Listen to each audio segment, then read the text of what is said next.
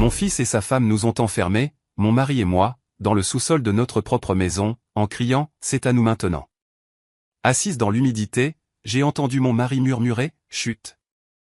Ils ne savent pas ce qui se cache derrière ce mur. Quand ils sont partis, mon mari a déplacé une brique lâche et m'a montré un secret qu'il avait gardé pendant 39 ans. Bonjour, chers auditeurs. Merci de vous joindre à moi aujourd'hui. Avant de commencer mon histoire, je serais très heureux si vous vous abonniez à la chaîne et laissiez un commentaire en écrivant de quel état ou pays vous écoutez. Cela me réchauffe toujours le cœur de voir jusqu'où voyagent nos histoires. Bonne écoute. Cette maison sait respirer. Je connais le rythme de sa respiration aussi bien que le mien. Le matin, lorsque les premiers rayons du soleil de Géorgie percent à travers les vieux pacaniers du jardin, elle prend une inspiration calme et profonde, et des grains de poussière dansent dans des piliers de lumière dorée. Le soir, elle expire en se refroidissant, et les vieilles poutres craquent comme si elles soupiraient, s'installant pour la nuit. J'ai vécu ici pendant 40 ans. J'ai grandi dans ces murs, ou peut-être qu'ils ont grandi en moi. Mon beau-père, le père de Cornelius, un homme au regard constant et à l'âme large, a construit cette maison. Il l'a construite non pas comme une maison de vacances, mais comme un héritage, un lieu où ses petits-enfants et arrière-petits-enfants riraient, un lieu de force. Ce matin, je préparais de la soupe comme d'habitude. Un simple bouillon de poulet avec des boulettes, comme ma grand-mère me l'a appris. Cornelius ne mange presque plus rien ces derniers temps, mais l'arôme du bouillon de poulet est si familier, qu'il suscite parfois une étincelle d'intérêt en lui. Je coupais des carottes en petits cubes presque semblables à des bijoux, et je me souvenais comment j'avais appris à Travante, notre fils, à le faire. Il était petit, debout sur un tabouret à côté de moi, ses doigts potelés agrippant un couteau de sécurité. « Maman, je suis un chef » criait-il, et nous rions tous les deux. Ce rire vit encore dans le grain de la table de la cuisine. Encore cette soupe insipide, Miss Idella. La voix de Kessia, la femme de Travante, a fait irruption dans mes souvenirs comme un courant d'air dans une pièce chaude. On en a parlé hier. Internet a 1 million de recettes. Soupe à la crème de brocoli. Gazpacho. Tu ne peux pas maîtriser quelque chose de nouveau? C'est pour Travante. Il a besoin d'une bonne nutrition. Elle se tenait appuyée contre le cadre de la porte dans sa robe de chambre en soie écrue, les bras croisés sur sa poitrine. Elle ne m'a jamais appelé maman, seulement Madame Idella avec une politesse froide qui était pire que la grossièreté pure et simple. Je ne me suis pas retourné. J'ai juste continué à remuer le bouillon. Votre mari adore cette soupe, ai-je répondu doucement. Et son père l'adore. Père ne comprend plus rien, a-t-elle coupé. Mais Travante mérite mieux. Ils vivent avec nous depuis 3 ans, depuis que Cornelius a eu son premier accident vasculaire cérébral. Au début, cela semblait juste. La famille devrait être ensemble, surtout dans les moments difficiles. Je leur ai donné tout le 2e étage, la suite parentale avec le balcon donnant sur le jardin. Cornelius et moi avons déménagé en bas dans son ancien bureau pour qu'il n'ait pas à monter les escaliers. Progressivement, leurs affaires, leurs habitudes, leurs odeurs, le parfum piquant de Kessia, l'eau de Cologne âcre de Travante, ont commencé à déplacer l'air de cette maison. La semaine dernière, elle a déplacé le fauteuil du grand-père sans demander, celui avec les accoudoirs usés où mon beau-père lisait le Savannah Tribune. Elle l'a poussé dans le coin le plus sombre et a hissé à sa place une sorte de monstre blanc sans âme en métal et en cuir. Ça ne va pas avec l'intérieur moderne. M'a-t-elle jeté par-dessus son épaule. Je n'ai rien dit alors. Je suis juste descendu la nuit quand tout le monde dormait et j'ai caressé le vieux cuir craquelé du fauteuil comme on caresse un vieux chien fidèle. Je me souviens comment Travante s'endormait dedans dans les bras de son grand-père. Comment je m'y suis assise moi-même pendant ma grossesse en lisant des livres d'histoire, rêvant de retourner à mon travail aux archives quand mon fils grandirait un peu. Mais il a continué à grandir. Et puis est venu Cornelius avec sa carrière, exigeant une attention constante, et mon rêve a tranquillement pris la poussière comme de vieux tomes dans le grenier. Cornelius était allongé dans le bureau, fixant le plafond. Son corps s'était affaibli, mais son esprit s'embrasait parfois de sa clarté d'antan, comme une braise dans un feu mourant. Je me suis approché, me suis assise à côté de lui et lui ai pris la main. Sa peau était sèche et fine, comme du parchemin. « Comment vas-tu, mon amour » ai-je chuchoté. Il a lentement tourné la tête, ses yeux se sont concentrés sur moi. « Ils sont bruyants » a-t-il expiré. Oui, ils étaient toujours bruyants. Leur voix, leurs disputes à propos de l'argent, leur rire bruyant. Tout cela était étranger à la vie calme et ancrée de notre maison. Travant est descendu pour le déjeuner. Il n'a pas dit bonjour, s'est assis à table et a immédiatement regardé son téléphone. J'ai placé un bol de soupe devant lui. Il l'a repoussé. Maman, il faut qu'on parle. Sérieusement. Kessia s'est instantanément matérialisée à côté de lui, assise en face, les mains jointes sur la table. Dans ses yeux, il y avait cette lueur prédatrice que j'avais appris à reconnaître. Cela signifiait qu'il complotait quelque chose. On a réfléchi, avec l'héritage et toutes ses complications. La bureaucratie a commencé Travante, sans quitter l'écran des yeux. Père est dans un tel état. Pour éviter les problèmes plus tard, tu devrais me signer la maison maintenant, un acte de donation. C'est juste une formalité pour tout simplifier. Ma poitrine s'est glacée, non pas à cause des mots eux-mêmes, mais de la désinvolture avec laquelle ils ont été prononcés, comme s'ils me demandaient de passer le sel. Non, ai-je dit, ma voix n'a pas tremblé. Cette maison appartient à ton père et à moi. Tant que nous serons en vie, tout restera comme c'est. Alors, tu ne veux pas simplifier les choses? Kessia s'est penchée en avant. Tu veux que ton fils unique court plus tard dans les bureaux du gouvernement, à rassembler des certificats quand, eh bien, tu comprends. Je comprends tout, ai-je répondu en la regardant droit dans les yeux. Et c'est exactement pourquoi la réponse est non. Travante a finalement levé la tête. Il n'y avait pas d'amour filial dans son regard, seulement une irritation froide et coléreuse, comme si je n'étais pas sa mère, mais un obstacle ennuyeux sur son chemin. Je ne comprends pas quel est le problème. Nous vivons ici. Nous nous occupons de père. Vous vivez dans ma maison, l'ai-je corrigé. Je m'occupe de père. À ce moment-là, Cornelius est apparu dans l'embrasure de la porte du salon. Il se tenait appuyé contre le montant, respirant lourdement. Il devait tout avoir entendu. Son regard était étonnamment clair. Il ne me regardait pas, mais Travante. Toi. Sa voix était faible, mais chaque mot résonnait dans le silence qui s'ensuivit. Tu es une honte pour notre nom. Une honte. Ce mot a frappé Travante comme un coup de fouet. J'ai vu son visage se tordre.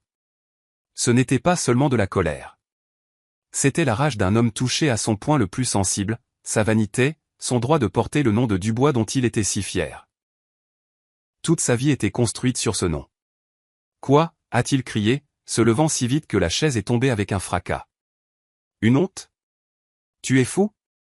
Je suis le seul à perpétuer ce nom. Cette maison, elle est mienne de droit. Elle aurait toujours dû être mienne. Il s'est avancé vers son père. J'ai sauté, me plaçant entre eux. Travante, arrête. Non, ça suffit. J'en ai marre de ça. Ses yeux étaient sauvages. C'est à nous maintenant. Il m'a attrapé par l'épaule, pas douloureusement, mais avec autorité, et m'a poussé de côté. Puis il a attrapé son père sous le bras. Cornelius était aussi faible qu'une poupée de chiffon. Travante nous a traînés à travers le couloir jusqu'à la lourde porte en chêne menant au sous-sol. Travante, qu'est-ce que tu fais? Ai-je crié en résistant. Vous aurez le temps de réfléchir à votre comportement, a-t-il grogné. Il a ouvert la porte et l'odeur d'humidité et de terre froide nous a frappés au visage. Il nous a brutalement poussés à l'intérieur sur la première marche de l'escalier raide. J'ai à peine réussi à retenir Cornelius pour nous empêcher de dévaler. La porte a claqué, nous plongeant dans l'obscurité. Le lourd verrou a cliqué de l'extérieur. Nous sommes restés dans un silence complet. Seulement ma respiration haletante et la respiration faible et rauque de mon mari à côté de moi. Je me suis affalé sur la marche en pierre froide, serrant Cornelius contre moi. Les larmes ne voulaient pas venir. Tout était engourdi. Des années de service, des années d'amour. Toute ma vie donnée à ce garçon, à cette maison, à cette famille. Tout cela s'est terminé ici. Dans ce sous-sol sombre et humide. J'étais brisé, en 1000 morceaux. Et dans ce silence assourdissant, dans cette obscurité absolue du désespoir, j'ai entendu le murmure calme et tendu de mon mari. Il a pressé ses lèvres contre mon oreille, ces mots à peine audibles. Chut.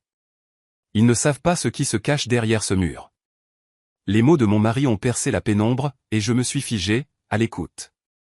Au-dessus de nos têtes, Les pas lourds et rapides de Travant ont retenti, suivis par les pas plus légers et pressés de Kessia.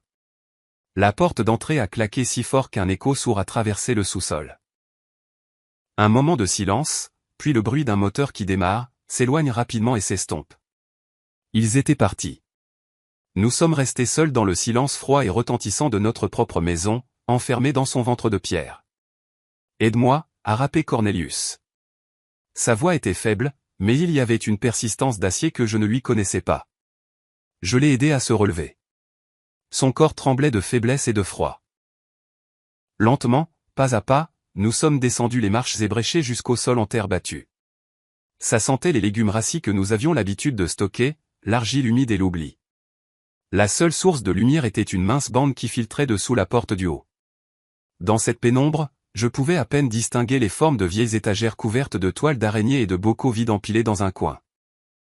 Cornelius ne m'a pas conduite vers les étagères, mais vers le mur du fond, vers la maçonnerie même de la fondation. Il s'est appuyé contre les pierres rugueuses et humides, respirant lourdement. Ici, a-t-il chuchoté. Père me l'a montré quand j'avais 18 ans, il a dit que c'était pour le cas le plus extrême. Je pensais que ça n'arriverait jamais. Il a passé son épaule le long du mur, cherchant quelque chose au toucher dans la pénombre. Finalement, il s'est arrêté. Ici, appuie. Je n'ai pas la force. J'ai touché la pierre où il avait pointé. L'un des blocs de granit brut ne semblait pas différent des autres. Mais quand j'ai appuyé plus fort, il a cédé, glissant vers l'intérieur avec un léger grattement. Derrière, un vide carré et noir s'est ouvert. À l'intérieur de cette niche, quelque chose de sombre était caché. J'ai passé mes doigts à l'intérieur et j'ai senti du métal froid et lisse. C'était une petite boîte en fer blanc, une vieille boîte à tabac, du genre populaire dans mon enfance. Je l'ai sortie. Elle était légère, presque sans poids. Nous sommes retournés sur les marches et nous nous sommes assis côte à côte. Cornelius a pris la boîte de mes mains. Ses doigts ont lutté longtemps avec le simple loquet. Finalement, avec un léger clic, le couvercle s'est ouvert. Je m'attendais à voir n'importe quoi. De vieilles photographies, peut-être quelques pièces d'or cachées par mon beau-père pour les jours difficiles. Mais à l'intérieur, il n'y avait rien de brillant. Seulement quelques papiers jaunis pliés en 4. Cornelius a sorti le premier document et l'a déplié. Même dans cette faible lumière, j'ai vu le sceau officiel et l'encre violette délavée. C'était un acte de naissance. Lis-le, a dit Cornelius. J'ai pris le papier. Il était fragile comme une feuille d'automne. Le nom écrit en calligraphie m'était inconnu. Cassius Thorne. Lieu de naissance. Un hôpital pénitentiaire du Mississippi. Un endroit dont je n'avais entendu que des histoires terribles. Le nom de la mère était barré. Le nom du père, Orion Thorne. Je ne comprends pas, ai-je chuchoté en regardant mon mari. C'est moi, a-t-il dit doucement. C'est mon vrai nom. Quelque chose s'est cassé en moi. Pendant 40 ans, j'avais vécu avec Cornelius Dubois, fils de l'estimé docteur Dubois, héritier d'une famille célèbre. Et maintenant, cette fragile feuille de papier me disait que je ne connaissais pas l'homme avec qui j'avais partagé un lit, élevé un fils, construit une vie. Il a sorti le document suivant.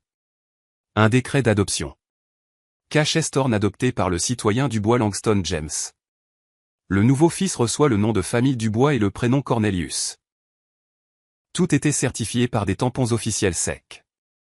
Le dernier élément de la boîte n'était pas un papier officiel, mais une lettre écrite de l'écriture familière et confiante de mon beau-père.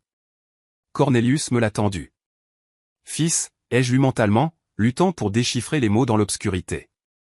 Si tu lis ceci, cela signifie que des temps sombres sont arrivés et que je suis probablement parti. Je ne t'ai jamais dit toute la vérité, craignant que cela ne brise ta vie. Ton père, Orion Thorne, était un scientifique brillant, un homme honnête et courageux. Mais dans notre pays, l'honnêteté et le courage deviennent souvent un crime. Il a été calomnié, qualifié de menace pour la sécurité nationale, de traître, et il a péri en prison. J'étais son ami et son collègue. Je lui ai promis que je ne laisserais pas son fils se perdre. Je t'ai adopté, je t'ai donné mon nom, ma famille, pour te protéger, pour effacer la marque du fils d'un traître. Vis avec dignité, Cornelius. Porte le nom de Dubois avec honneur, mais n'oublie jamais quel sang coule dans tes veines. Le sang d'un homme courageux. J'ai lu jusqu'à la fin et j'ai lentement plié la lettre. Le froid qui avait commencé dans le sous-sol venait maintenant de l'intérieur. Il m'a glacé jusqu'aux os. Toutes ces années, Cornelius a vécu avec ce secret. Il craignait l'ombre du passé. Il protégeait un nom qui n'était pas le sien de naissance. Et Travant, notre fils. Il a construit toute sa vie, toute sa fierté, sur ce nom. Il se vantait de son grand-père, le médecin, de son pédigré, de son héritage, un héritage qui n'existait pas par le sang. Toute la douleur, toute l'humiliation de ces dernières années, toutes les insultes que j'avais avalées comme un médicament amer. Tout cela s'est soudainement comprimé en un seul point dans ma poitrine. Mais il n'a pas explosé en un cri ou des larmes. Il s'est figé, se transformant en un cristal glacé, parfaitement clair. Et dans ses facettes froides, j'ai tout vu avec une clarté éblouissante. J'étais archiviste. Je travaillais avec des documents, avec des faits, avec des histoires que les gens essayaient d'oublier ou de réécrire. Je connaissais la valeur de la vérité enfermée dans du papier jauni. Et ce que je tenais maintenant n'était pas seulement un secret de famille. C'était une arme. C'était le pouvoir. Un pouvoir absolu, indéniable. Nous sommes restés assis dans le noir pendant 2, peut-être 3 heures. Le temps a perdu son cours. Cornelius s'est assoupi, la tête appuyée sur mon épaule, épuisé par la tension. Je suis resté assise, immobile, fixant l'obscurité, et mon esprit, pour la première fois depuis des années, a fonctionné avec précision et silence, comme une machine bien huilée. Un plan s'est formé, logique et froid. Finalement, du bruit s'est fait entendre à l'étage. Le verrou a été retiré avec un grincement sec. La porte s'est ouverte en grand et une lumière vive m'a frappé les yeux. Travant se tenait sur le seuil. Son visage était suffisant. « Alors, vous avez réfléchi ?» a-t-il demandé avec un ricanement. « Père, tu te sens mal ? Dois-je appeler une infirmière ?» Il jouait clairement à la magnanimité. Cela faisait partie de son jeu. « Oui », ai-je dit en me levant. Ma voix était stable et calme, me surprenant même. « Il a besoin de soins. Donne-moi le téléphone. Je vais passer un appel. » Il a été momentanément déconcerté par ma soumission, puis a souri, me tendant son portable. « Tiens, un appel pour trouver une infirmière et pas de bêtises. » J'ai pris l'appareil, sa chaleur contrastant avec le froid de mes doigts. Je n'ai pas cherché de numéro dans la liste de contacts. Je le connaissais par cœur. Il y a quelques années, j'avais lu un article dans le magazine Essence sur une avocate spécialisée dans les affaires familiales complexes et les successions. Elle était décrite comme une spécialiste brillante et intransigeante. J'avais mémorisé son nom juste comme ça, au cas où. Il s'est avéré que ce n'était pas en vain. J'ai calmement composé le numéro. Travant me regardait de haut, s'attendant à entendre ma conversation avec un service de soins. Une voix de femme nette a répondu au téléphone. Veuta Sterling à l'appareil. Mademoiselle Sterling, bonjour, ai-je dit d'une voix tout aussi égale et claire. Je m'appelle Idéla Dubois. J'ai un besoin urgent de votre aide. J'ai fixé un rendez-vous avec Veuta Sterling et, sans changer d'expression, j'ai rendu le téléphone à mon fils. Il l'a pris avec une curiosité paresseuse, faisant défiler l'écran pour vérifier qui j'avais appelé. Le numéro était inconnu, sans nom. Il a apparemment décidé que c'était une agence de soins, et une satisfaction complète s'est reflétée sur son visage. Il avait gagné. La vieille mère était brisée et soumise. Bien joué, a-t-il lancé, plus pour lui-même que pour moi. Une décision sensée. Allez, Kessia, aidons père à se relever. Il n'est pas convenable qu'il reste assis sur les marches. Ils ont aidé Cornelius à aller dans sa chambre avec ce soin exagéré et ostentatoire qui blesse les yeux par sa fausseté. Ils l'ont bordé, ont ajusté la couverture. Kessia a même apporté un verre d'eau. Ils jouaient une pièce de vainqueur magnanime, et j'étais leur principal public. J'ai regardé en silence, et ils ont pris mon silence pour une capitulation. C'était leur première et principale erreur. Les jours suivants, un silence étrange et contre nature a régné dans la maison. J'accomplissais mes tâches avec une précision mécanique, préparant des bouillons pour Cornelius, nettoyant les chambres, faisant la lessive. Je me déplaçais dans la maison comme un fantôme, une ombre de moi-même, et cela leur convenait parfaitement. Ils ont cessé de me remarquer comme on remarque de vieux meubles. Je suis devenu une partie de l'intérieur, pratique et muette. Et cela m'a donné ce que je n'avais pas avant, l'occasion d'écouter et de voir. Ils ont cessé de se cacher. Ils ont décidé qu'ils pouvaient parler de tout devant moi. Après tout, un esprit brisé est incapable de résistance. Un matin au petit déjeuner, alors que je servais silencieusement des biscuits, Kessia, feuilletant un magazine glacé, a dit à Travante, « Chérie, j'ai réfléchi. Ce mur entre le salon et le bureau de père, il n'est pas porteur. Si on l'abat, on aura un espace immense, un studio. On peut mettre un comptoir de bar en marbre blanc juste ici. » Je me suis figé un instant avec la poêle, le mur qu'elle voulait démolir. Le bureau de mon beau-père se trouvait contre ce mur, là où il écrivait ses derniers journaux médicaux. Contre ce mur, Cornelius a appris au petit Travante à écrire ses premières lettres. Là, sur le papier peint, si vous regardiez attentivement, vous pouviez encore distinguer une légère marque de crayon. La taille de notre fils a 5 ans. Elle en a parlé comme si c'était juste un obstacle ennuyeux sur le chemin d'un comptoir de bar. Excellente idée, a répondu Travante, sans lever les yeux de son café. Le bureau sera bientôt libre de toute façon. Et la bibliothèque? Eh bien, les livres peuvent être vendus à la ferraille ou recyclés. Qui les lit de nos jours? Des livres recyclés que mon beau-père a collectionnés toute sa vie. Des éditions rares sur l'histoire des Noirs, des volumes reliés en cuir avec des dorures. Des livres signés par les grands esprits de la Renaissance de Harlem. Recyclés. J'ai posé l'assiette de biscuits sur la table. Mes mouvements étaient fluides. Pas un muscle de mon visage n'a tressailli, mais à l'intérieur de moi, quelque chose a craqué et s'est brisé. Le dernier éclat d'illusion maternelle qu'il restait encore quelque chose dans mon fils du garçon qui écoutait avec délice son grand-père lui lire à haute voix. Ils ont vu mon calme et l'ont pris pour de l'apathie, pour un détachement sénile. Ils n'ont pas compris que c'était le calme d'un chirurgien étudiant la carte d'un organe malade avec une attention froide avant de prendre un scalpel. Chaque mot, chaque geste, était pour moi un symptôme d'une maladie, leur maladie, dont le nom était l'avidité et la vanité. L'apothéose de leur illusion est venue le mardi soir. Ils se sont approchés de moi alors que j'étais assise près du lit de Cornelius, lui lisant à haute voix de vieux poèmes. Ils sont entrés avec les mêmes visages sérieux et préoccupés que l'on porte en visitant les malades en phase terminale. Maman, a commencé Travante d'un ton plein de fausse sympathie. Kessia et moi avons tout discuté. Nous comprenons à quel point c'est difficile pour toi.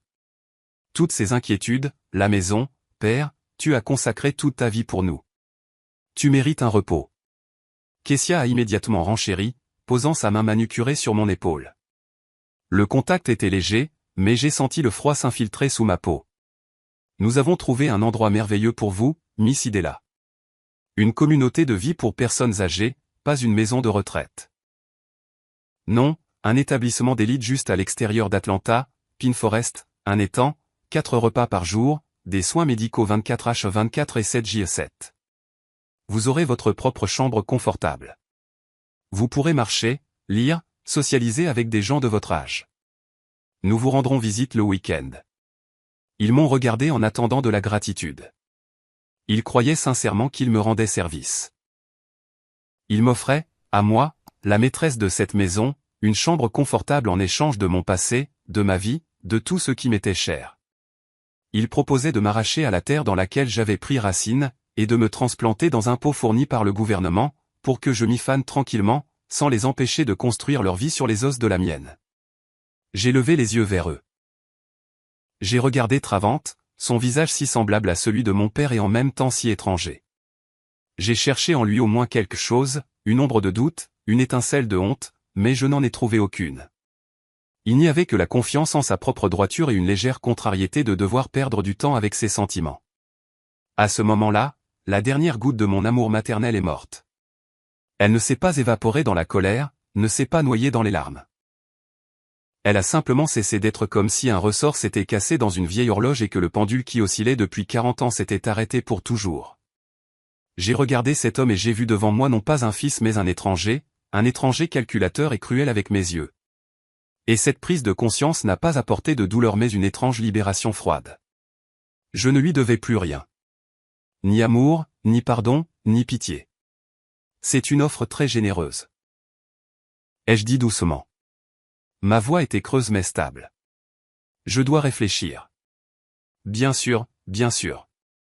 Réfléchis-y, Travante s'est réjoui, clairement satisfait que la scène se soit passée sans larmes ni reproches. Nous voulons juste ce qu'il y a de mieux pour toi. Ils sont partis, laissant derrière eux une traînée de parfums chers et une confiance absolue en leur victoire. Je suis resté assise dans le silence, rompu seulement par la respiration de Cornelius endormi. J'ai regardé nos photos sur la commode. Ici, nous étions jeunes à notre mariage. Ici, nous étions avec le petit Travante sur la plage de Tibet Island. Toute une vie capturée dans ces cadres. Une vie construite sur l'amour, le sacrifice et, comme il s'est avéré maintenant, sur des mensonges. Mais même ce mensonge était plus noble que la vérité laide que mon fils et sa femme m'ont révélée aujourd'hui. Je ne me sentais plus comme une victime. Le sentiment de ressentiment s'est évaporé, laissant derrière lui un vide et une détermination froide et retentissante. Ils ont eux-mêmes effacé tout ce qui me liait à eux. Ils m'ont libéré des chaînes du devoir maternel. Ils m'ont sous-estimé. Ils ont vu devant eux une vieille femme faible. Ils ne savaient pas que les archives silencieuses conservent des documents capables de changer le cours de l'histoire. Et qu'une femme silencieuse qui a travaillé avec ces archives toute sa vie sait comment les utiliser. Demain, j'ai rendez-vous avec Veta Sterling et je n'y viendrai pas avec une demande d'aide mais avec un plan de bataille prêt. Le lendemain, j'ai dit à Travante que je devais aller en ville à la pharmacie pour un médicament rare pour père qui n'était pas disponible dans notre pharmacie locale. Il m'a donné de l'argent pour un taxi avec un air de faire un acte de la plus grande charité. Kessia m'a même aidé à mettre mon manteau, à redresser mon col comme on le fait avec un enfant. Ne tardez pas, Miss Idella. Le déjeuner doit être prêt. J'ai hoché la tête et j'ai quitté la maison, sentant leur regard condescendant dans mon dos. Ils regardaient une vieille femme obéissante partir faire des courses. Ils ne savaient pas que j'allais à la guerre. Le bureau de Vada Sterling était situé dans un immeuble moderne du centre-ville de Savannah avec de hauts plafonds et des couloirs silencieux. Elle s'est avérée être une femme d'environ 40 ans avec un regard perçant et une absence totale d'agitation. Elle n'a pas halté, n'a pas offert de sympathie. Elle a écouté. J'ai parlé calmement, sans émotion, exposant les faits, l'humiliation, les exigences, l'acte de donation, le sous-sol. Quand j'ai terminé, elle est restée silencieuse pendant quelques secondes, me regardant. « Avez-vous des documents confirmant vos droits sur la maison ?» a-t-elle finalement demandé. Sa voix était calme, mais on pouvait sentir l'acier dedans. « J'ai quelque chose de plus important », ai-je répondu, et j'ai sorti la boîte en fer blanc de mon sac. J'ai étalé son contenu sur la table polie, l'acte de naissance au nom de Cassius Thorne, le document d'adoption, la lettre de mon beau-père. Vada a mis ses lunettes et a commencé à étudier les papiers. Elle lisait lentement, attentivement, comme si elle absorbait chaque mot. J'ai vu son expression changer. L'intérêt professionnel a été remplacé par la surprise, puis par la concentration d'un stratège qui a reçu une carte maîtresse. Elle a levé les yeux vers moi. Il n'y avait plus de simple préoccupation dans son regard. Il y avait de l'excitation. Madame Dubois, cela change tout. Absolument tout. Le nom de Dubois n'est pas seulement un nom de famille. Dans certains cercles, c'est un capital. Votre fils a construit sa carrière, ses relations, tout son statut sur ce nom. S'il s'avère qu'il n'y a aucun droit de sang. Je comprends cela, les jeux interrompus. Je veux récupérer ma maison et ma tranquillité. Vous obtiendrez bien plus, a-t-elle dit, et des notes ont résonné dans sa voix qui m'ont ému. Vous obtiendrez justice, mais j'ai besoin de temps. Je dois vérifier certains détails. Le nom d'Orion Thorne. Cela me rappelle vaguement quelque chose. Laissez-moi travailler avec ça. Je suis rentré chez moi, lui laissant les documents, et je me suis replongé dans la routine grise et silencieuse. Travante et Kessia, voyant que je n'abordais plus le sujet de la maison de retraite, ont décidé que je m'étais résigné et que j'attendais simplement mon sort. Ils se comportaient déjà comme des propriétaires à part entière. Kessia a commandé des catalogues de meubles. Le soir, ils s'asseyaient dans le salon et discutaient bruyamment de la nuance de gris qui conviendrait le mieux au mur de leur futur studio. Je passais sans m'arrêter, mais chaque mot qu'ils disaient était déposé dans ma mémoire, devenant une autre pierre dans les fondations de ma résolution. Une semaine s'est écoulée, une semaine d'attente lente et tendue, puis Vad Sterling m'a appelé sur la vieille ligne fixe lorsque Travante et Kessia n'étaient pas à la maison. « Madame Dubois, pouvez-vous parler ?» Sa voix était tendue. Une excitation réprimée y résonnait. « Oui, Je suis seul. J'ai des nouvelles et elles sont stupéfiantes. J'ai fouillé les archives, non officielles, bien sûr. J'ai dû utiliser les anciennes relations de mon père. Il était historien. Ce que j'ai trouvé explique pourquoi Langston Dubois avait si peur du passé de son fils adoptif. Elle a fait une pause, et je l'ai entendu reprendre son souffle. Orion Thorne n'était pas seulement un dissident politique. C'est un mot trop doux. Il était l'un des plus grands physiciens théoriciens de son temps, un génie destiné à de grandes choses. À la fin des années 60, il faisait partie d'un projet d'importance nationale, mais il avait ses convictions. Il a refusé de participer à un développement qui, à son avis, pourrait conduire à une catastrophe. Ils ont essayé de le convaincre, puis de le forcer. Il n'a pas cédé et puis ils l'ont brisé. Ils ont fabriqué une affaire. Il n'a pas seulement été accusé de dissidence. Il a été accusé de trahison, de transmission de données secrètes à des services de renseignement étrangers. J'écoutais et le froid qui s'était installé en moi dans le sous-sol semblait se transformer en glace, me liant les entrailles. Il y a eu un procès à huis clos, a poursuivi Va. Son nom a été effacé de partout, des publications scientifiques, des listes d'employés de l'Institut. C'est comme s'il n'avait jamais existé. Mais dans les cercles universitaires et gouvernementaux étroits, on se souvient encore de son nom, non pas comme le nom d'un scientifique, mais comme le nom d'un traître, une marque, une tache qui, dans ces cercles, ne se lave pas même après une génération. J'étais silencieuse, manquant d'air. Je me suis affalée sur une chaise. Vous comprenez ce que cela signifie, Madame Dubois? La voix de Vadé est devenue plus calme, mais plus distincte. Votre fils Travant construit son entreprise sur des relations. Il est fier de sa lignée, de ses partenaires, de ses clients. Ce sont des gens pour qui la réputation, la pureté du nom, la continuité des générations sont tout. Ils font des affaires avec le petit-fils du célèbre docteur Dubois. Et maintenant, imaginez ce qui arrivera à son entreprise, à sa position dans la société, quand il s'avérera qu'il est en fait le petit-fils d'Orion Thorne, un homme dont le nom pour eux est synonyme de trahison. Voilà. C'était l'arme à laquelle j'avais pensé. Mais il s'est avéré que ce n'était pas seulement un pistolet. C'était une bombe. Une bombe capable non seulement de récupérer ma maison, mais de détruire tout le monde que mon fils s'était si soigneusement construit. Cela ne le privera pas seulement de son héritage, a terminé Vadé. Cela le détruira socialement, professionnellement, financièrement. Il deviendra un paria, un proscrit. Pour lui et sa femme, c'est pire que la mort. J'ai raccroché le téléphone. Je suis restée assise dans la cuisine en silence. Le soleil brillait à travers la fenêtre. Un géranium fleurissait dans un pot sur le rebord de la fenêtre. Tout était comme d'habitude, mais le monde avait changé. Les enjeux de ce jeu avaient atteint les cieux. Il ne s'agissait plus d'une vieille maison et d'une mère humiliée. Il s'agissait de la destruction totale de la vie de mon fils. Et je n'ai ressenti aucune horreur, aucune pitié, aucun instinct maternel qui aurait dû crier en moi pour protéger mon enfant, quel qu'il soit. Non, je n'ai ressenti qu'une satisfaction froide et étrange. Un sentiment de justice parfaite et calculée. Vous vouliez prendre ma maison. Vous vouliez me jeter dans une maison de retraite.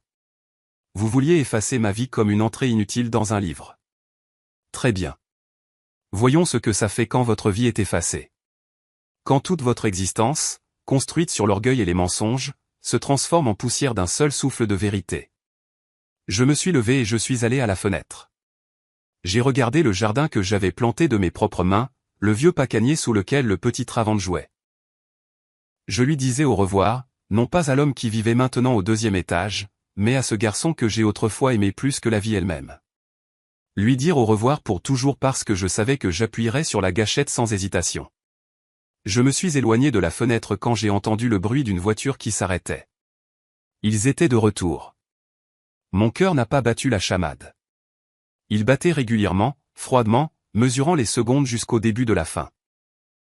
Je suis sorti dans le couloir pour les accueillir, non pas comme une servante, mais comme la maîtresse de la maison. Pour la première fois depuis des mois, j'ai redressé les épaules. Ils sont entrés en riant, chargés de sacs de magasin chers. Kessia tenait un rouleau d'échantillons de papier peint. Ils étaient de très bonne humeur. Miss Idella, vous êtes là, a lancé Kessia, sans me regarder. Travant, regarde. Cette teinte nacrée sera parfaite dans le hall. Ils n'ont même pas remarqué à quel point j'avais changé. Ils étaient trop absorbés par eux-mêmes, par leur avenir, qu'ils avaient déjà planifié entre les murs de ma maison. 2 jours plus tard, le samedi matin, la sonnette a retenti. Travant est allé ouvrir, grommelant mécontent des visites sans prévenir. J'ai attendu dans le salon. Je savais qui c'était. Va Sterling se tenait sur le seuil. Elle était vêtue d'un costume sombre et élégant. Dans ses mains, elle tenait une fine mallette en cuir. Derrière elle se tenait un homme à l'allure officielle, un coursier d'un cabinet d'avocats. Dubois Travant Cornelius, a demandé Vada d'un ton égal et professionnel. Oui, et qui êtes-vous? Travant l'a toisé d'un regard évaluateur. Je m'appelle Vad Sterling. Je représente les intérêts de la propriétaire de cette maison, Idella Dubois. C'est pour vous. Elle lui a tendu une épaisse enveloppe. Travant l'a prise, confus. Il m'a regardé, puis de nouveau Vad. Son visage exprimait une perplexité totale. Propriétaire? Quel propriétaire? C'est la maison de ma famille. Je vous demanderai de prendre connaissance du document, a répondu froidement Vadé. Kessia est sortie de sa chambre, attirée par les voix. En voyant l'étrangère, elle a froncé les sourcils. Travant a déchiré l'enveloppe avec irritation. Il a commencé à lire et j'ai vu la couleur s'écouler lentement de son visage. La perplexité initiale a été remplacée par la colère, puis il a ri bruyamment, hystériquement. Expulsion, a-t-il ri. Maman, c'est ta blague? Tu as engagé cette actrice pour nous faire peur? C'est tout simplement ridicule. Kessia lui a arraché le papier des mains, l'a parcouru des yeux. Son visage s'est également tordu en un ricanement méprisant. Madame Idella, nous pensions que vous étiez tombée dans l'apathie, mais vous, il s'avère que vous avez décidé de jouer au drame. Très mignon, mais nous n'avons pas le temps pour ça. Elle s'est tournée vers Vad. Mademoiselle, j'ai bien peur que ma belle-mère vous ait induite en erreur. C'est une personne âgée, un peu dérangée. D'un air triomphant, elle s'est dirigée vers le crédence, a pris un dossier d'un tiroir et en a sorti un document. Voici le vrai document, l'acte de donation. La maison appartient à mon mari, Travant Dubois, vous pouvez donc utiliser vos papiers comme bon vous semble. Elle a tendu le document à Vada. Vada l'a pris sans même me regarder. Elle a tenu le papier à la lumière, l'a étudié attentivement. J'ai vu son visage calme et concentré. Document intéressant, a-t-elle finalement dit en le rendant à Kessia. La signature de Madame Dubois est particulièrement intéressante. Si fraîche, et le sceau du notaire. Je connais ce notaire, Monsieur Henderson. C'est vraiment dommage qu'il soit décédé il y a 2 ans. Ce devait être un document très complexe s'il a dû le notarier de l'autre côté. Un silence retentissant a envahi la pièce. Le rire s'est figé sur les lèvres de Travant. Kessia a regardé Vada. Son visage est devenu blanc comme un linge. Quoi? De quoi parlez-vous? A-t-elle balbutié. Je parle du fait que ce papier est un faux grossier, très grossier, a poursuivi calmement Va, regardant Kessia droit dans les yeux. L'expertise prouvera cela en un jour, et alors nous ne parlerons plus d'expulsion, mais de vol qualifié et de fraude. C'est un crime, plusieurs années de prison. Travant s'est avancé. Son visage était cramoisi de rage. Qui êtes-vous pour nous menacer dans notre propre maison? Je suis avocate et je ne menace pas. J'informe des conséquences. La maison, comme je l'ai déjà dit, appartient à ma cliente. Ceci est confirmé par le testament de son défunt beau-père, Langston Dubois, dont j'ai l'original. Il y est clairement indiqué que l'unique héritière de tous ses biens est sa belle-fille, Idella Dubois, en remerciement de ses soins à la famille. Votre père, Cornelius, était au courant et n'a jamais contesté le testament de son père. Elle a prononcé le mot « père » avec une pause à peine perceptible. C'était la première pique. Travant et Kessia ont échangé un regard. Dans leurs yeux, pour la première fois, j'ai vu non pas de la colère, non pas du mépris, mais de la peur. Une peur animale réelle d'une bête acculée. Ils ont réalisé que ce n'était pas de la démence sénile. Ce n'était pas l'acte impulsif d'une femme offensée. C'était une attaque bien planifiée. Nous allons le contester, a crié Travant. Nous prouverons qu'elle est incompétente, que vous l'avez trompée. Je suis le seul Dubois, l'héritier direct. J'ai droit à cette maison. Vad Sterling a lentement hoché la tête comme si elle s'attendait exactement à ces mots. Elle a fait un pas en avant. Sa voix est devenue plus calme, presque confidentielle, mais d'autant plus inquiétante pour autant. Vous pouvez certainement essayer des poursuites judiciaires pour contester le testament. Mais gardez à l'esprit, M. Dubois, que pour contester le testament de Langston Dubois, vous devrez d'abord prouver au tribunal que vous y avez un droit légal, que vous, comme vous le dites, êtes un héritier direct. Et pour cela. Elle a de nouveau fait une pause, laissant chaque mot s'imprégner dans l'air. Il faudra une clarification complète et publique de la généalogie de la famille Dubois avec tous les examens généalogiques nécessaires et la mise au jour de documents d'archives pour établir, pour ainsi dire, la pureté de la lignée familiale. Elle s'est tue, et dans ce silence, j'ai entendu mon propre cœur battre bruyamment. Elle n'a rien dit directement. Elle n'a pas mentionné le nom de Thorne. Elle n'a pas parlé de trahison. Elle a juste jeté cette phrase sur la table. Clarification complète et publique de la généalogie. Et cette phrase a explosé dans la pièce comme une bombe silencieuse. Cassius a vacillé et s'est agrippé au dossier d'une chaise. Son visage exprimait l'horreur et une totale incompréhension. Mais Travant a tout compris. Il ne connaissait pas les détails. Il ne connaissait pas toute la vérité. Mais il a entendu dans les mots de Vadé une menace visant le cœur même de son monde, le fondement de son identité. Il a tellement pâli que ses lèvres sont devenues bleues. Ils m'ont regardé, la femme silencieuse aux cheveux gris qui s'était tenue silencieusement près de la cheminée tout ce temps. Et dans leurs yeux, j'ai enfin vu ce que j'attendais. Pas seulement la peur, mais la prise de conscience. La prise de conscience que la vieille femme qu'ils avaient radiée, qu'ils avaient enfermée dans le sous-sol, qu'ils allaient envoyer finir ses jours dans une maison de retraite tenait les fils de leur destin entre ses mains, et qu'elle était prête à les couper. Vad Sterling m'a fait un signe de tête, s'est retourné et est sorti. Le coursier l'a suivi, la porte s'est refermée avec un léger clic qui a résonné comme un coup de feu dans le silence assourdissant. Nous sommes restés, nous trois, moi, mon fils et sa femme. L'air dans la pièce s'est épaissi, est devenu lourd. C'était difficile d'inhaler. Travant a été le premier à se remettre. Son choc initial a été remplacé par la rage. Sombre, animal, balayant tout sur son passage. Qu'est-ce que c'était que ça, a-t-il crié en se tournant vers moi. Son visage s'est tordu, est devenu étranger, vicieux. Qu'est-ce que tu as fait? Tu as décidé de détruire ta propre famille. Tu as conspiré avec ce requin pour nous jeter à la rue. Il s'est avancé vers moi, et pendant un instant, j'ai vu dans ses yeux la même folie que ce jour où il nous a poussés dans le sous-sol. Mais il n'y avait pas de peur en moi. Je suis resté immobile, le regardant dans les yeux. Vous ne comprenez pas dans quoi vous vous êtes embarqué, a renchéri Kessia. Sa voix se brisait en un cri aigu. Elle arpentait la pièce comme un oiseau en cage. Généalogie? Quelle généalogie? Qu'est-ce qu'elle voulait dire? Vous nous avez caché quelque chose? Des secrets honteux. Ils ont crié, accusé, menacé, dit qu'ils me mettraient dans un asile, prouveraient ma folie, que je déshonorerais le nom de Dubois. Ils ont jeté des mots comme des pierres, essayant de percer mon silence, de me forcer à avoir peur, à reculer. Mais leurs pierres ont rebondi sur ma confiance calme comme des poids sur un mur de pierre. Je suis resté silencieuse et j'ai regardé. J'ai laissé leur fureur s'éteindre, se transformer en cendres. Et quand le flot de menaces s'est tari, quand ils se sont tus, respirant lourdement, épuisés par leur propre colère, les tactiques ont changé. Ils ont vu que je ne pouvais pas être prise par les cris et la force. Et puis ils ont décidé de jouer sur d'autres cordes, sur celles dont ils pensaient qu'elles résonnaient encore dans mon âme. Cessia a été la première à s'effondrer dans un fauteuil et à se couvrir le visage. Ses épaules tremblaient de sanglots silencieux. C'était un acte, je le savais, mais un acte habile. Miss Idella, maman, a-t-elle sangloté. Comment est-ce possible? Nous sommes une famille.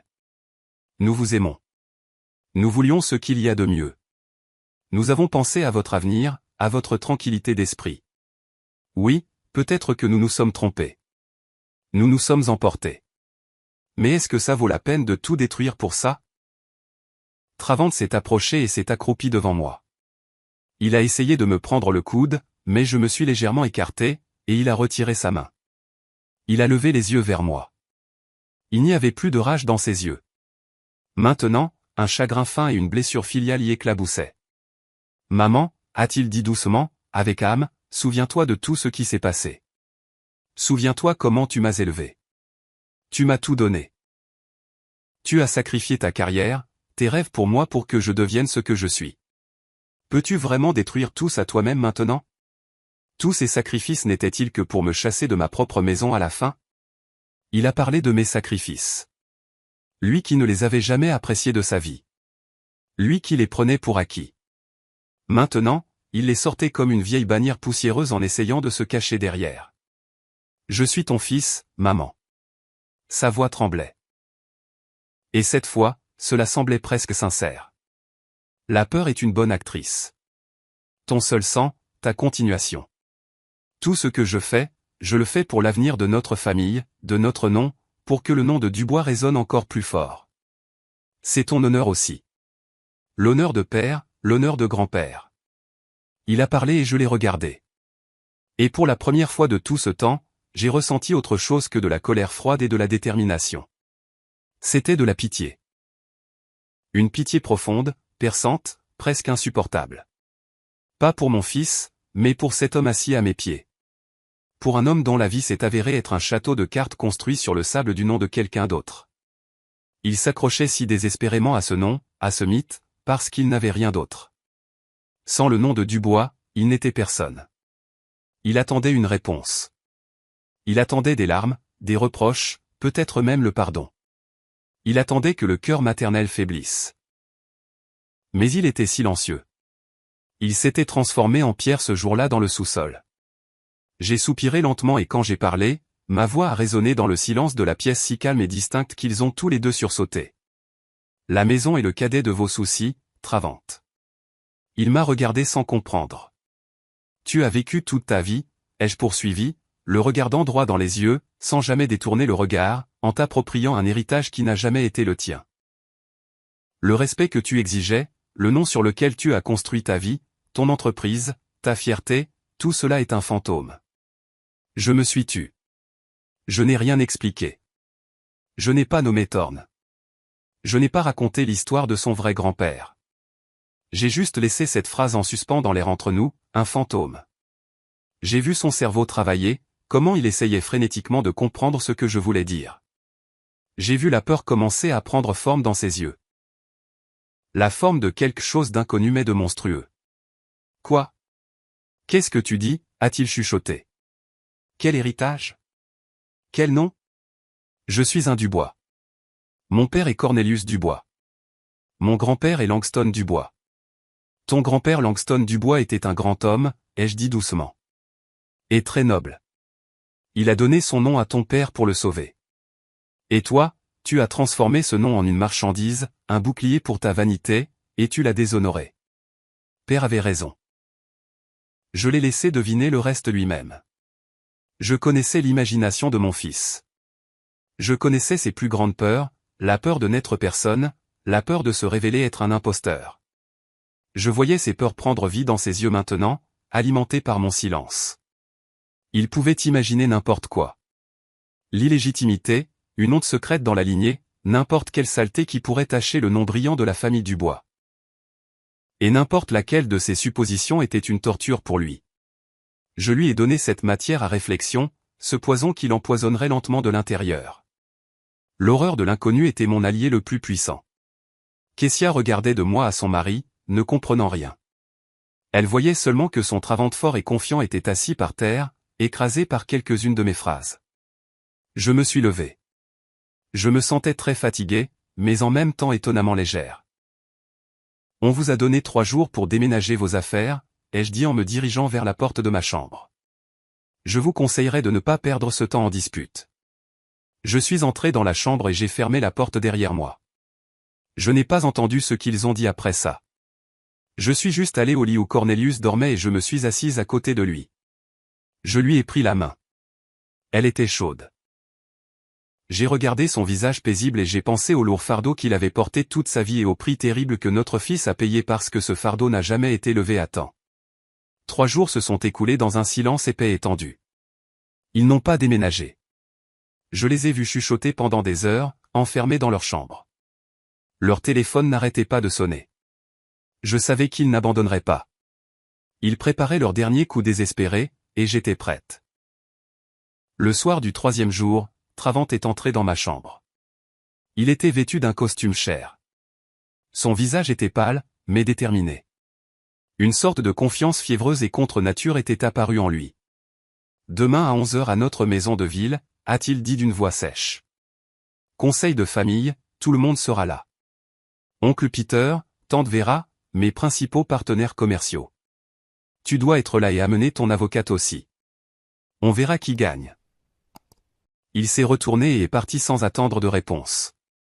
C'était un défi, leur dernière manœuvre. Ils ont décidé de déplacer le champ de bataille sur leur territoire, de s'entourer d'alliés et de m'écraser avec l'opinion publique.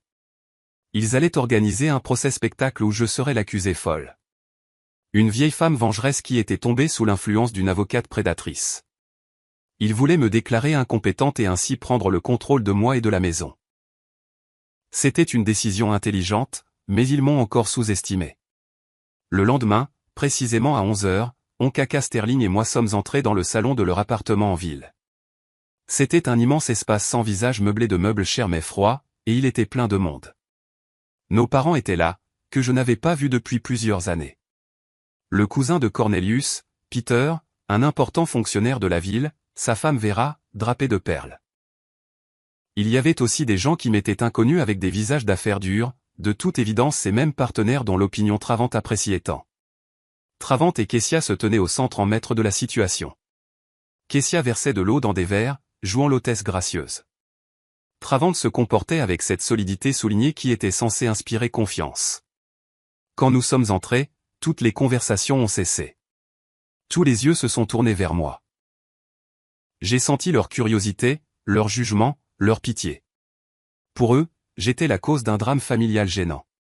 Vada et moi nous sommes assises sur les chaises proposées, un peu à l'écart. J'étais silencieuse. Mon cœur battait régulièrement. Je ne ressentais aucune peur. Je me sentais chez moi dans mes archives.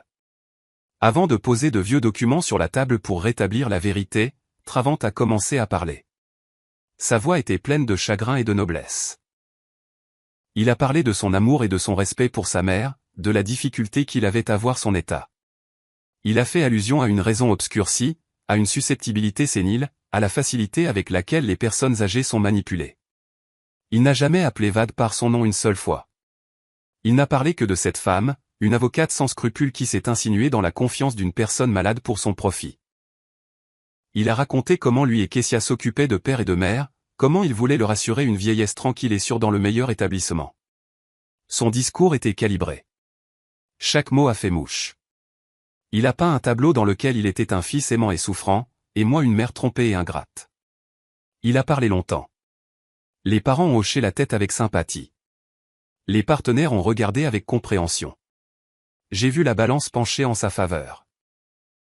Il avait presque gagné. Quand il a terminé, un lourd silence a envahi la pièce. Travant m'a regardé avec un triomphe mal dissimulé. C'est essentiellement tout, a-t-il dit en écartant les mains.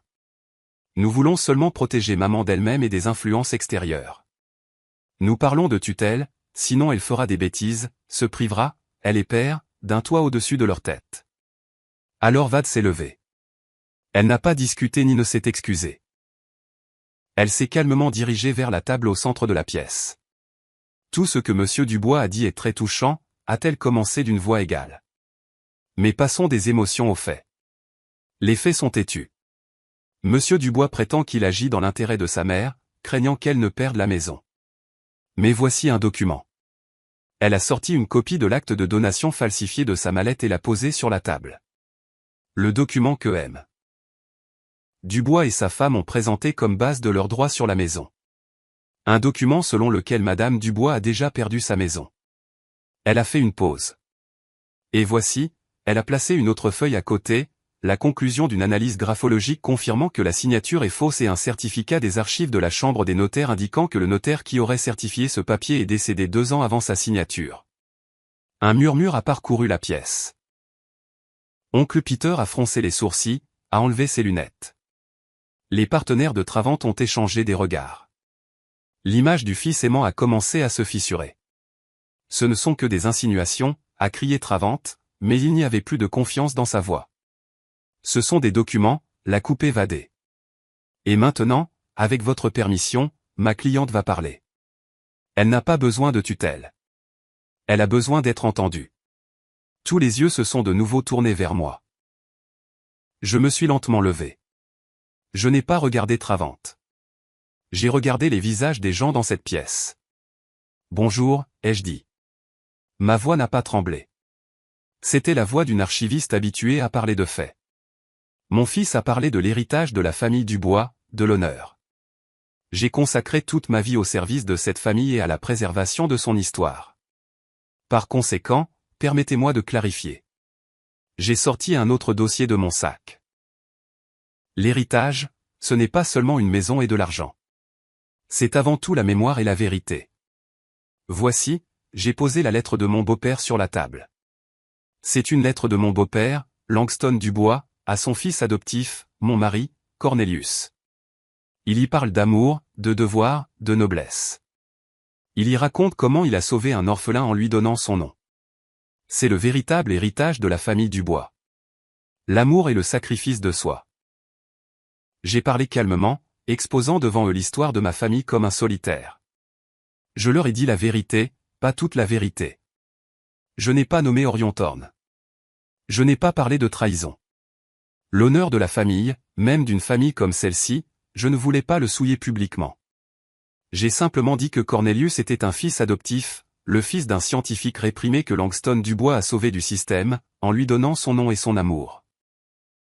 Langston m'a laissé cette maison, j'ai pointé la copie du testament, parce qu'il croyait que je préserverais son esprit, l'esprit d'une famille construite non pas sur le sang mais sur l'amour. Et mon fils, j'ai regardé Travante pour la première fois, a décidé que son droit à cette maison était basé sur un papier falsifié. Je me suis tu, et dans ce silence, tout est devenu évident. Je n'ai pas accusé. J'ai simplement juxtaposé deux documents. D'un côté, une lettre respirant l'amour et la noblesse, la véritable histoire de la famille. De l'autre, un faux acte respirant l'avidité et la tromperie. J'ai opposé l'héritage authentique au droit acquis. C'était la fin. Je l'ai vu sur leur visage. Oncle Peter s'est lentement levé, s'est approché de la table, a pris la lettre de mon beau-père, l'a lue. Puis il a regardé Travante avec un tel mépris qu'il s'est ratatiné. Les partenaires commerciaux se sont levés en silence de leur siège et, sans dire au revoir, se sont dirigés vers la sortie. Ils ne voulaient rien avoir à faire avec un homme qui non seulement s'est avéré être un escroc, mais n'était pas un vrai Dubois. Son principal capital, son nom, s'est transformé en poussière sous leurs yeux.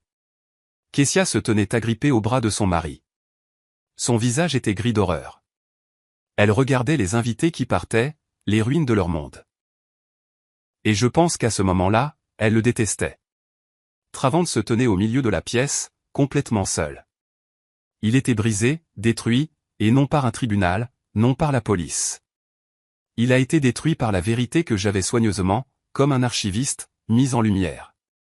Sa dernière manœuvre s'est transformée en une exécution publique qu'il s'était arrangée pour lui-même. Il a été exposé comme un imposteur cruel et avide devant tous ceux dont l'opinion lui était plus chère que la vie. Il était complètement et finalement brisé. Je me suis retourné, sans regarder personne d'autre, je suis sorti de la pièce. Vad m'a suivi. Nous sommes descendus silencieusement dans la rue où l'air frais du printemps nous attendait. Il ne m'avait jamais semblé si frais et si pur. Nous ne nous sommes pas dit un mot. Tout avait déjà été dit. 6 mois se sont écoulés.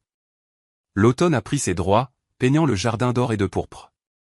La maison est devenue très calme.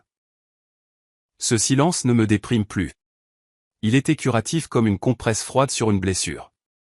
Il était rempli de lumière pénétrant par les fenêtres lavées, de l'odeur des pacanes et du tic-tac silencieux de la vieille horloge dans le salon.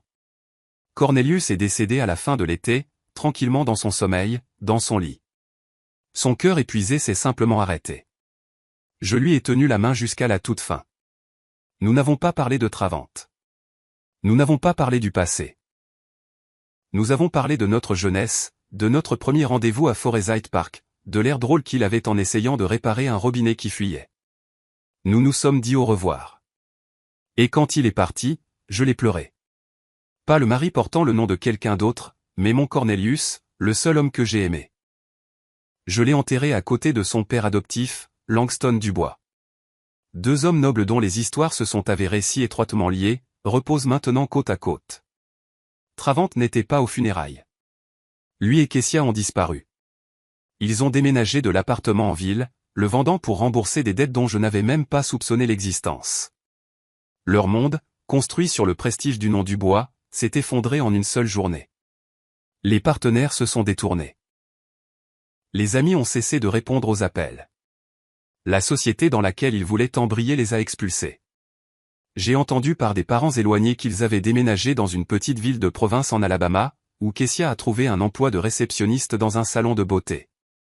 On n'a plus entendu parler de Travant. Il n'a pas appelé, n'a pas écrit. Pour moi, il a simplement cessé d'exister. Comme le fantôme dont j'ai parlé une fois. Je n'ai ressenti ni jubilation ni haine, seulement un vide à l'endroit où se trouvait autrefois l'amour maternel.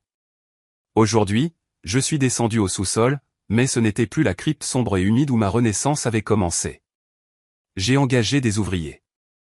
Ils l'ont nettoyé, ont blanchi les murs, ont installé un éclairage vif.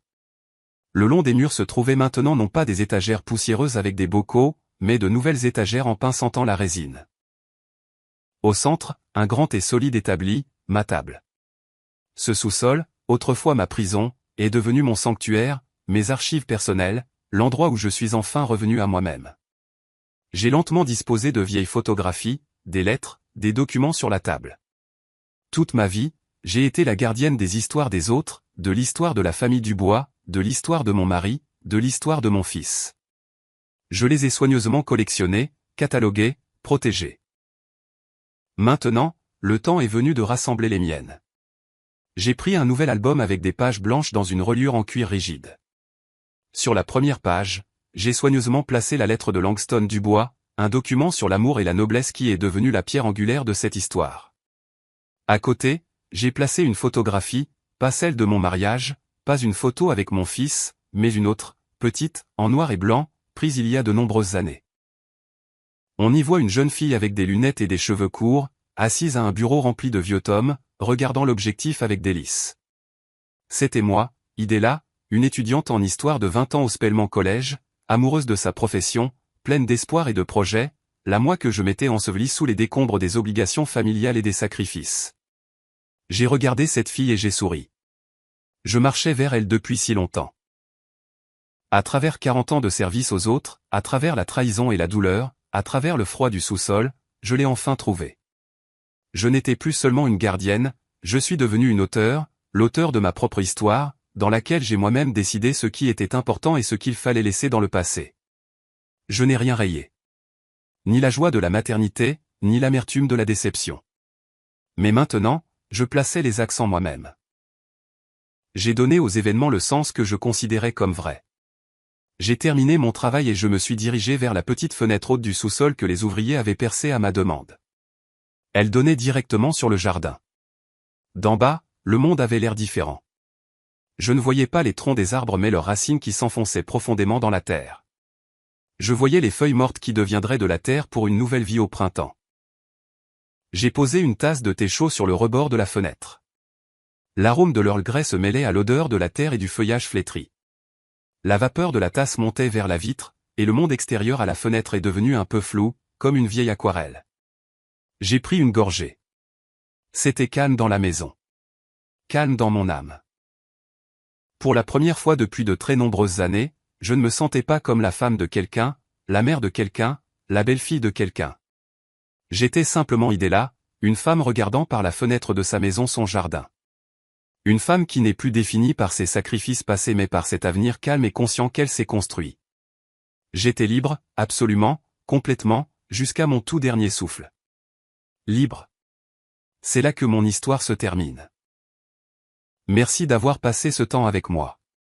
Si elle a résonné dans votre âme, s'il vous plaît, aimez et abonnez-vous à la chaîne. Vos commentaires sont le plus grand soutien pour moi. Je vous souhaite la paix dans votre cœur et la chaleur dans votre âme jusqu'à notre prochaine rencontre. Une histoire si compliquée mais très profonde, chers auditeurs. Une histoire de sacrifice, de trahison et de ce prix terrible qu'il faut parfois payer pour sa propre liberté et sa propre dignité. Cela fait réfléchir à beaucoup de choses, n'est-ce pas? La question principale qui reste en suspens est la question des limites. Où se trouve cette ligne au-delà de laquelle le pardon total d'une mère prend fin et où commence la lutte pour sa propre vie? Adela a-t-elle agi correctement en détruisant le monde de son propre fils, même en réponse à sa cruauté monstrueuse? Était-ce un acte de juste rétribution ou une vengeance froide et calculée? Chacun de vous, j'en suis sûr, s'est fait sa propre opinion. Peut-être que quelqu'un condamnera Adela pour sa cruauté et que quelqu'un, au contraire, admirera sa force et sa détermination. Peut-être avez-vous encore des questions sur le sort des personnages ou un détail de l'histoire a-t-il suscité une curiosité particulière? Partagez vos pensées dans les commentaires sous cette vidéo. Je suis toujours incroyablement intéressé de lire vos raisonnements et de voir à quel point la même histoire résonne différemment dans le cœur des gens. Votre opinion est très importante pour nous. Si cette histoire vous a touché, n'oubliez pas d'aimer et de vous abonner à notre chaîne. Chaque like, chaque nouvel abonné est un immense soutien pour nous et une incitation à continuer à chercher et à vous proposer de nouvelles histoires, non moins passionnantes. Il est important pour nous de savoir que notre travail trouve un écho. Avez-vous aimé l'histoire? Et de quelle ville écoutez-vous? Retrouvons-nous dans les commentaires. N'oubliez pas de vous abonner. À bientôt dans la prochaine histoire de vie. Avec amour et respect.